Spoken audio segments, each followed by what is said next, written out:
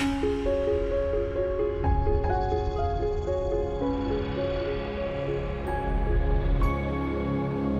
right, well, thanks for y'all who have come. I know I'm standing between you and beer, so I'll try and make this go as smoothly as possible. So this talk is really about the things we've learned at Tasktop about integrating software at car manufacturers. What's ironic about this talk is that a lot of the lean practices in software that we've been talking about for the last 2 days are really rooted in the concepts created in the automotive industry, where lean manufacturing came from, where the Toyota production system came from, and that's been adopted by car manufacturers around the world.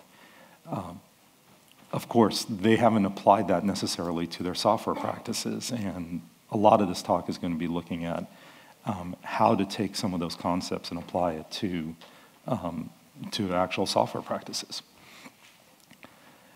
So again, it's the last talk of the day. Those of you who have only 9 reviews, this is your time to get your last review in. So take advantage of it, and I don't know, click the microphone on the app and make sure you review this at the end. And also ask any questions. It's the last talk of the day. Ask me some hard questions that make me sweat. It'll be fun. Okay. I dug up this page out of an old car manual for the 1977 GM Oldsmobile Tornado. This was literally the first time software made it into a car. There was an electronic control unit, and I know the writing is small and in a weird font, but what it says is the Rocket 403 V8 with electronic spark timing for improved performance. We've come a really, really long way in 40 years. Cars are now becoming computers on wheels. If you think about, and that statistic is really McKinsey & Company basically stated that the number of customers declaring that they are willing to switch brands for better connectivity features has almost doubled in a year, from 20% to 37%. Think about that for a second. People are switching the car they're driving because of connectivity. Not because it rides better, not because it's more comfortable, but because of connectivity. We have come a very, very long way in 40 years. This is Elon Musk, the CEO of Tesla, and about 18 months ago, we dug up this quote where he said, "We really designed the Model S to be a very sophisticated computer on wheels. Tesla is a software company as much as it's a hardware company. A huge part of what Tesla is a Silicon Valley software company."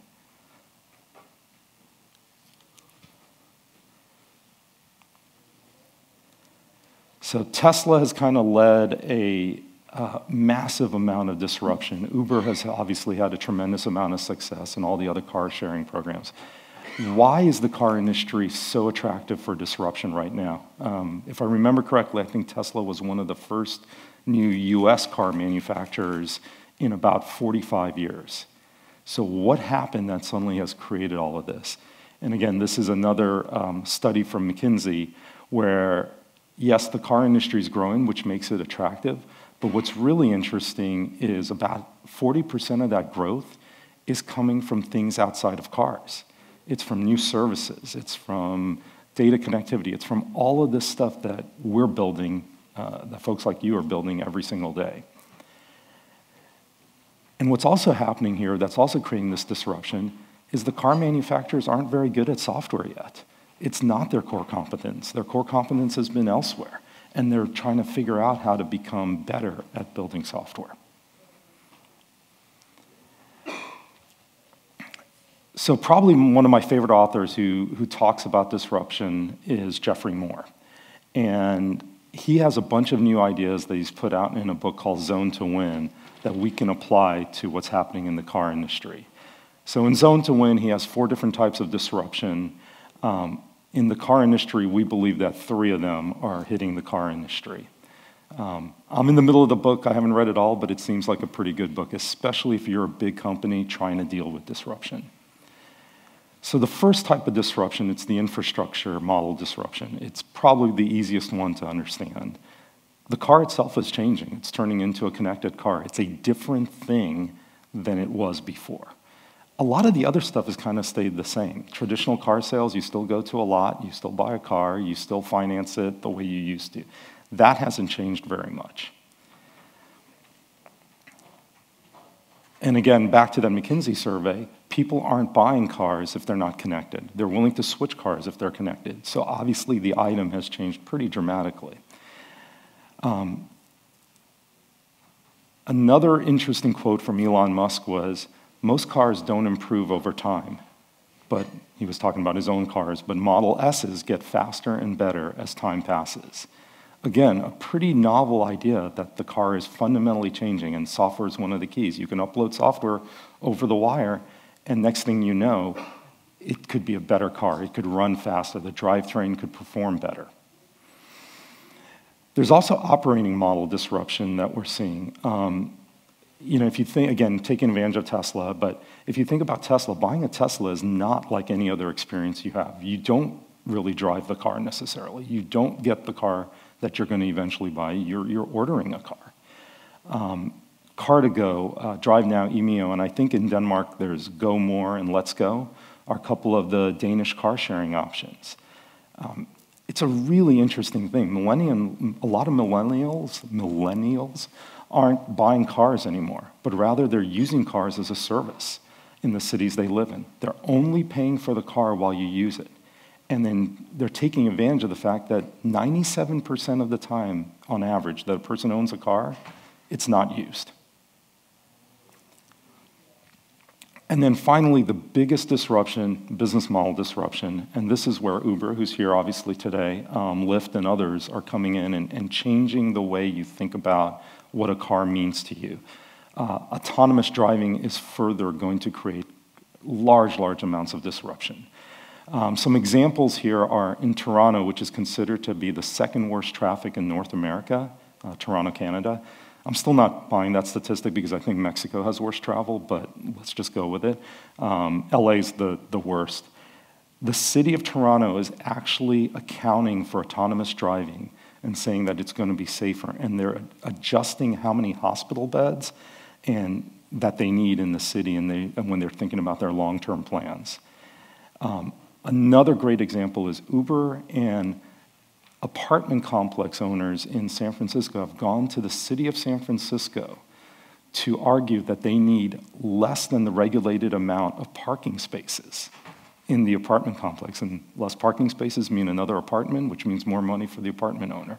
It's a pretty amazing kind of disruption that's taking place. And if you think about all of these disruptions, what's at the heart of it? And it's software. It's what's driving it, it's what's changing everything, but it's software at the heart of it.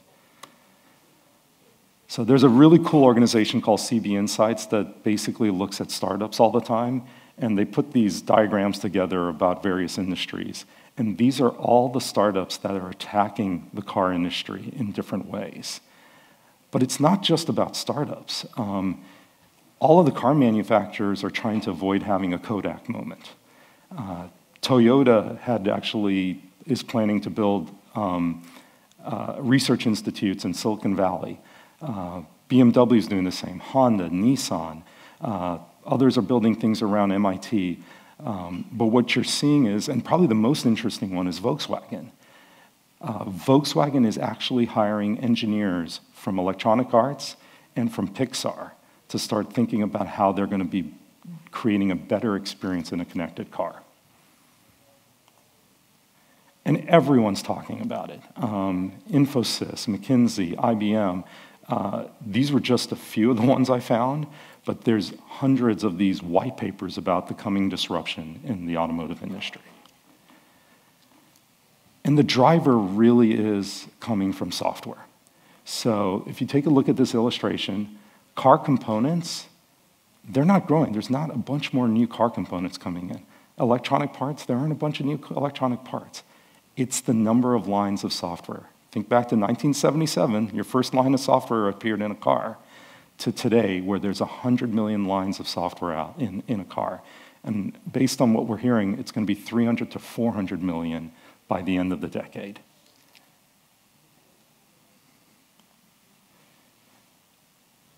And this software complexity is really real. The cost of software today in a car is more expensive than any single component part in the car.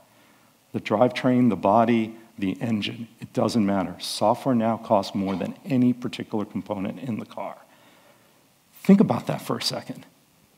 I just said that something that has zero physical cost is the most expensive part of a car.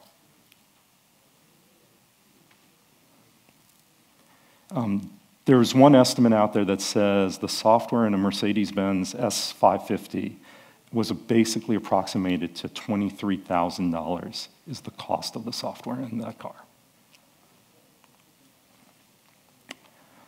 So this information came from the SRR warranty and recall report. And all of this data is based on software-related recalls. And in 2006, there were probably 6 or 7 different parts of a car that had software-related recalls. If I remember correctly, the vehicle speed control was actually the Prius from 2006, 2005 timeframe, where they had a software problem that caused the speed control to accidentally not stay on. Now, if you look at the list on the right, every single part of a car has software in it and and at least in this particular case, has been recalled. Automotive has always been known for having supply chains, huge, big supply chains, lots and lots of parts.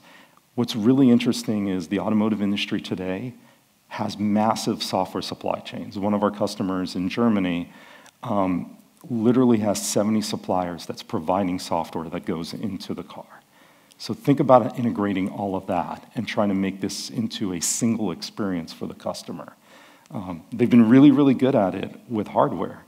It's just a different game now that it's software.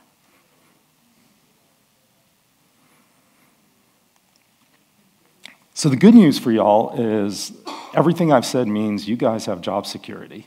BMW at their 100th anniversary, which was last year, announced, the CEO got up and announced and said, they will have more software engineers in their company than anybody else. More than 50% of their company will be software engineers. He didn't give a time frame, though, so I don't know the answer to that. But despite that job security, something's not working. This is not a future problem. This is reality. If you look at that, the number of software-related recalls, and again, this is from that same SR Automotive Warranty and Recall report, from just this year, is accelerating. 2014, 2015, there's massive problems here. And this isn't even at the point where we're having, basically the security hacks are just starting, we're starting to see them in cars. We're starting to see even bigger integration problems. And I couldn't help but grab this one since it was just about 6 days ago. BMW confirms that they can't get the iPhone 7, which you would think you would have tested, Bluetooth connectivity to work. It's a really interesting problem. But that's how complex the software ecosystem has become. So why is this happening? Everyone's trying to move faster. The competition sped up. Time to market is become tantamount. And then again, just the sheer quantity of lines of code is driving complexity. So we think it's time. We've borrowed a lot of the lean concepts from manufacturing and brought them to software. And we think it's now time to take these lean concepts and take them back to manufacturing and have them learn from us. I love this picture because this is the old Toyota production system and how they built cars back in the 50s and 60s. So let's take a look at where software is not working at scale, because there's also some lessons we can learn from other industries. Not this particular plane, but this plane I actually flew on to get over here from the US. It's the Dreamliner 787. And this story cracks me up, but as you know, the Dreamliner had numerous delays. They were all 6-month delays, but there was like 12 of them, it felt like. One of the delays was related to the brakes on the plane. And it wasn't that the brakes didn't work. The brakes worked perfectly. The software on the brakes actually worked perfectly. What the problem was that because of the outsourcing nature of the relationship, Boeing had outsourced the brakes to a vendor, the vendor had outsourced the software development to another vendor. There was no requirements traceability from the software code to the brakes. And when you have a physical device that needs to be around for 35 years and then another 35 more years in maintenance mode, that can't happen. So Boeing decided rather than to retrofit traceability into the existing software, they decided that it was better to take another 6-month delay and rebuild the software with traceability baked into it from the beginning.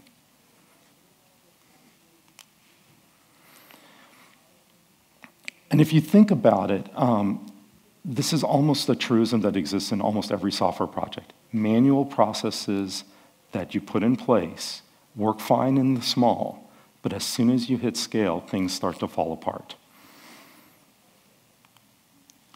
So the new reality is we are seeing this kind of across the board, and we're seeing how some software startups are doing it better. But basically, if you think about it, time to resolution, if you think back to Dan North's talk yesterday morning, time to resolution is way more important than catching every single defect. Now, in a car and a plane, you want to try to catch as many defects as you can prior to release. So you have to balance this between thinking about what domain you're in with how it works. But the reality is software now is creating problems that are resulting in more faults, more problems, more recalls, which is cost, and time to market delays. And there's new threats coming in. Obviously, hacking has always been one, but if you start to think about the private data, the location of the car, the activities the person is doing in the car, who should you be allowed to share that information with? It's starting to create some pretty interesting software-specific problems coming. We've seen a lot of this before, though, back in manufacturing. The word Kaizen and continuous improvement of quality obviously came from that world. There's a lot we can do to steal from this world and turn lean manufacturing into lean software manufacturing. So what was it that allowed us to get our heads around the complexity of software, let's say for financial applications and other applications when they became problems? Well, programming languages helped us deal with some of that complexity. And then frameworks came, and that helped us deal with some of that complexity.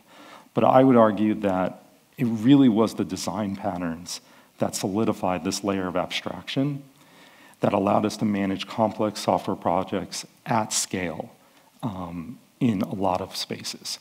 So if you think back, things like Model View Controller from one of my old companies, SpringSource, and the Spring Framework, and other design patterns made it possible for different types of developers and different types of tools to coexist. We got us thinking about a better world of modularity. Eric Gamma, who I think has spoken at a number of these in the past, is really the guy behind the design patterns, but where he was inspired by was Christopher Alexander, who had basically done the exact same thing, dealing with the complexities of buildings and social spaces in cities. So we know these pattern languages work, and they can allow us to handle complexity, and we're going to take advantage of that here. So if you think back to the car problem, how do we fix it? Well, you can throw more people at it. BMW is definitely going to do that, right? They're hiring a bunch of software developers. We can throw process at it. We have lots of cool processes these days, scaled agile, DevOps, lean, lots of things out there that we can throw at it to build cars better. And we can throw tools. Every company, there's so many VCs investing in software development companies, there's lots of tools we can throw at it. But none of these are going to solve their problems on their own. At the core, what we believe and what we've seen is that you have to have a software lifecycle integration patterns, and really what we're really talking about, again, stealing from manufacturing, is value stream.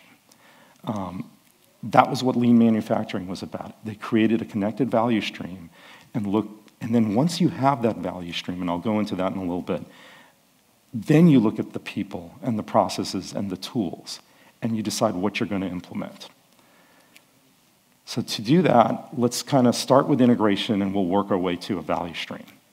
So, well, integration's easy. We've got lots of solutions to that right now. ESBs have come along and they've been doing great in integration.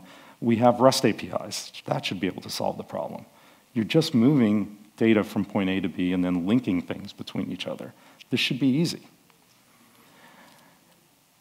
Except those who have tried it at this scale and this complexity haven't had a lot of success. There's ridiculously rich, and if you think about Jira, think about how much you can customize Jira. Think about how much you customize HP Quality Center in the testing land. There's ridiculous amounts of customization, and not one single company that we've seen, and we do integration for a business, has the exact same situation. Nobody uses vanilla Jira. Nobody uses vanilla any of these tools. So this hasn't worked. The way we think about integration is really in layers. And again, we've borrowed a lot of this stuff from other worlds and other parts, but you have to break it down into layers. The bottom layer is integration operations. These are simple things like a one-way sync, a two-way sync, fire and forget, tracking linkages. Time tracking, interestingly, in our world is a completely different thing and has to be managed differently. Building on top of the integration operations, you've got integration patterns, and I'm going to go into a little more depth on that later. But on top of that, you've got process frameworks, and these are things like Agile and DevOps and ITIL. And then above that, you've got lifecycle architecture, and this is really the big picture. If you want to go back to, think back to your school days, this is the V model, but connected to continuous delivery. This is things like scaled Agile connected to ITIL. You're starting to put multiple of these process frameworks together to start to see, which is eventually your value stream. And at the simplest level, all a value stream is getting from a business initiative to code going out the door. That's it. But there's a lot of stuff between the top to the bottom. We have a ton of technology out there, and most of y'all probably already know how to connect tools. You've heard about data exchange formats and interoperability formats. If you were here, I think it was 4 years ago, I think this one was in Aarhus though, you would have heard the IBM CIO CTO, Martin Nally, talking about an interchange format called OSLC. And I don't think you can get away from the API economy. Just look at your, visit a website and there's somebody advertising some sort of API tool if you allow advertisements to show up on your browser. So essentially what this diagram is you've got a bunch of repositories to define your value stream. In a car, the repositories are places where you put hoods of cars and keep nuts and bolts and screws. But in the world of software, the repositories are where you hold projects and teams and requirements and issues and tickets and defects and builds and all of that stuff. We have all these protocols. We have middleware to help connect those worlds up and to make things talk to each other. But what's been missing is this middle integration layer. So without the integration layer, you end up with organizations that have a bunch of manual steps, a bunch of manual handoffs. And as soon as you try to move fast, those manual handoffs and manual steps cause havoc. I know this is an eye chart, and I apologize for that, but that's part of the point here. This chart is a Fortune 100, Fortune 50 manufacturing company, and I'll leave it at that. Not car, actually. And those red dots, which look like dots, aren't dots. They're the letter M's, and they represent the manual steps or the manual processes that they have as they've described their entire workflow between how software is delivered. This is a very, very real problem. So how do you address this problem? And these are the integration patterns. I'm going to focus on one here. I'll show you the list of another 20 or so on the next slide. But just as an example, defect unification. You need a single view of all your defects across all your repositories, which means, and now think about the automotive world where you live in a land of software ecosystems. It's not just the defects in your repositories that you have to worry about. It's the defects in your software supply chain. And if you don't know you don't have the single view of defects, you can kind of see how, maybe BMW wouldn't have known that there was a Bluetooth component in one of their pieces, one of their supply chain that didn't work with the iPhone 7, even though the supplier may have known about it. I'm not saying that's the case, I'm just kind of postulating what the world might have been. You can very much see that if you don't have that single view of defects. So there's a boatload more of integration patterns. We are actually writing a book to kind of get this out there into the public domain because we've learned about this over 10 years, and we think it's important to kind of, as others have done before us, Eric Gamma and others, it has to get out there so that any one of you can solve these problems. But to give you a practical example, layering on the Scaled Agile framework and how this all looks like a bunch of, at least in our world, looks like a bunch of integration patterns. So let's pretend for SAFe, you're trying to implement SAFe. We actually view SAFe as just something that can be implemented and represented by a bunch of integration patterns. So you want to connect the portfolio and a portfolio layer. That's the place where money comes from, right? That's the business side. And the investment stuff to the release train. And you want to know what a release costs you, what different activities cost you. You want to make sure that they know that because they're the ones who are going to set the investment criteria for future opportunities. Well, to do that, you've got to have connectivity between requirements and test. You have to have connectivity with all the defects that are out there. You have to have connectivity, again, in the automotive world, across the supply chain. So to actually connect up those two worlds, really, at least in our view, is a bunch of integration patterns. And what this starts to look like is something like this. Basically, you've got to identify all of your repositories to produce this connected value stream. You've got to take all of those tools and get them together, and then you have to decide what artifacts flow between those tools. So a help desk ticket, for example, that comes in that needs a software developer to fix has got to flow to a developer and a tester to be developed and tested against. Projects and requirements have to survive all the way through to deployment. And then the great thing about DevOps is, and continuous integration, is the value stream just layers on top of that. So I'm going to give you another slightly more real example, which is the old V diagram again from what we learned in school. But this time overlaid with some value stream management and DevOps automation. So in order to go from what we learned in DevOps, the fully automated portion, right, of the life cycle that we're all trying to get to, but now to a continuous engineering loop, when you think about more of the auto manufacturing, you've got to start thinking about the requirement. Let's say a new requirement comes in that we need to make the inverter on the i3 better. And most likely BMW's telling Bosch to do that.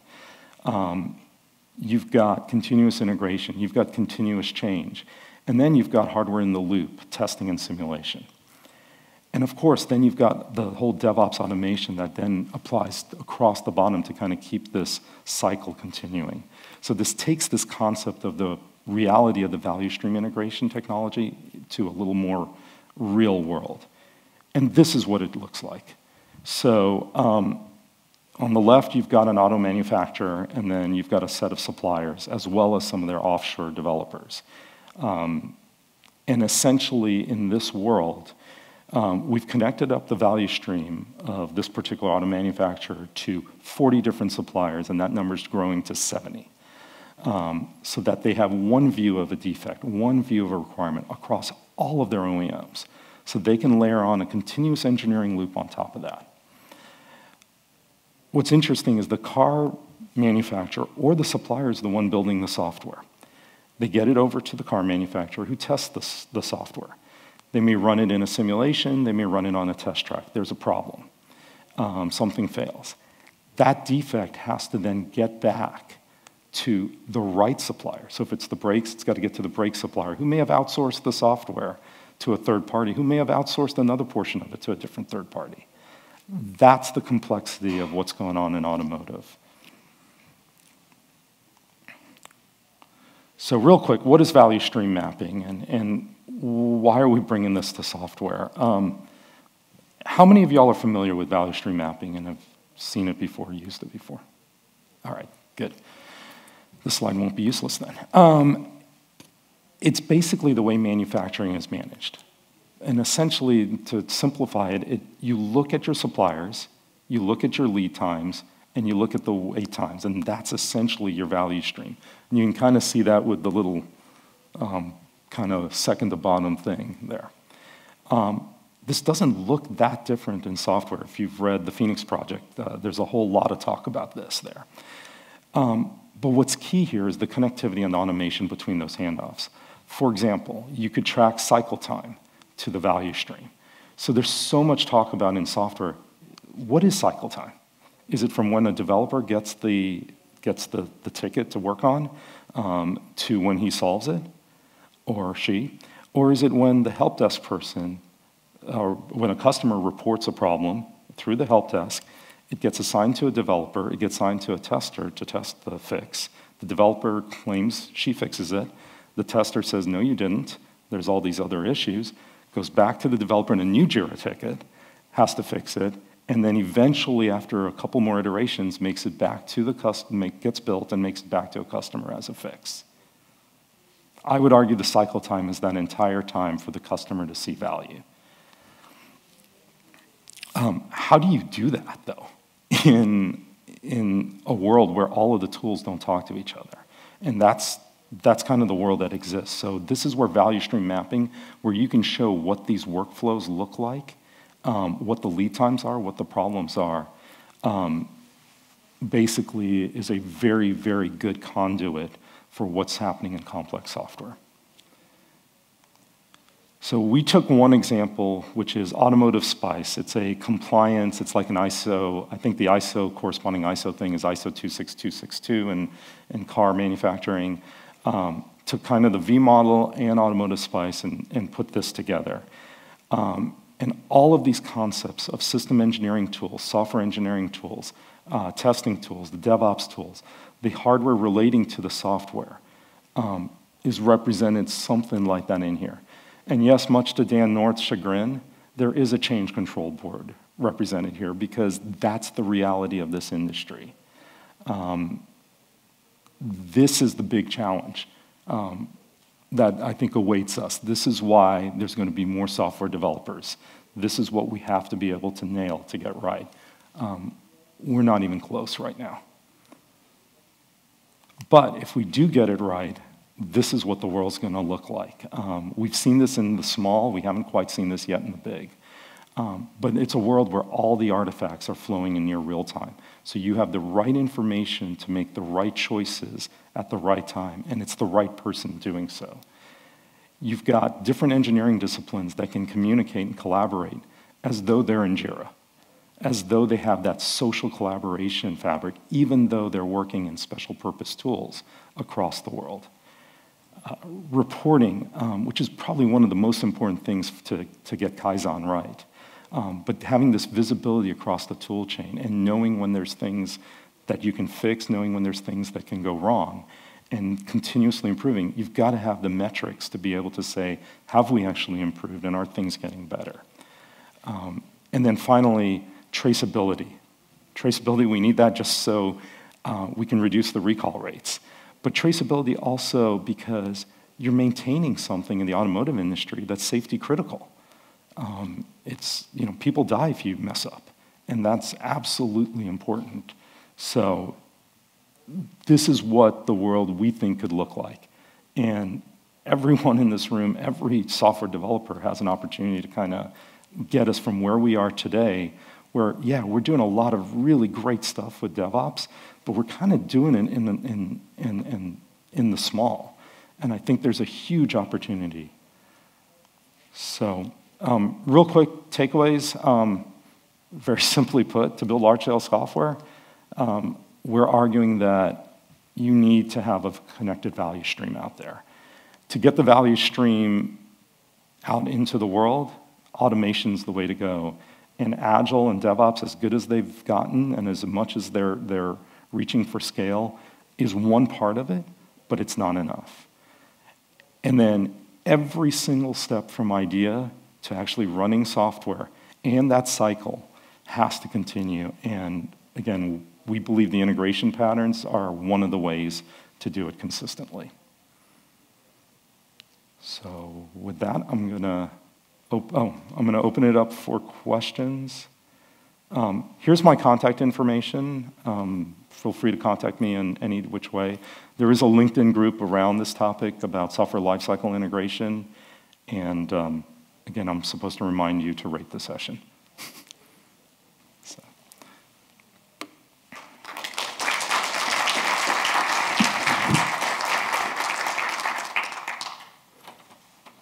That was really awesome. Thank you for sharing. No, I think it's one of the fun things about GoTo is making all these connections between things like software DevOps, right, which most of us know about, and then manufacturing. And I was like, okay, makes a lot of sense.